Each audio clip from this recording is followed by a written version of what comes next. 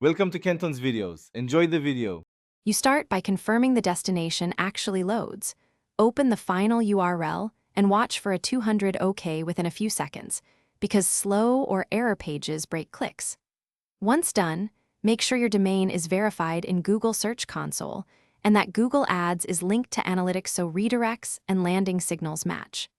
Also check account and campaign tracking templates plus any final URL suffix. These can rewrite links and cause destination errors, so fix or remove conflicting templates immediately. Next, you trace redirects end-to-end using a network inspector or curl. Keep redirects to 1 or 2 hops.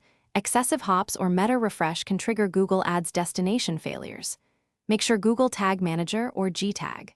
JS isn't firing scripts that prevent navigation, like synchronous blockers. If so, switch to async or defer. Also confirm your HTTPS certificate is valid and there's no mixed content that browsers block, because Google flags destinations that fail to render correctly on mobile or desktop. Finally, update the affected ads with corrected final URLs, strip or fix tracking parameters that cause redirects, and then resubmit the ads for review so Google can reevaluate them. Once resubmitted, monitor the Diagnostics tab for immediate feedback and status changes.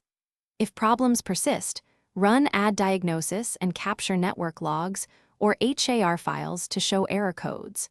Provide these when you escalate so support can reproduce the failure, because a clear log often speeds resolution dramatically. Thanks for watching. Consider subscribing if we helped you.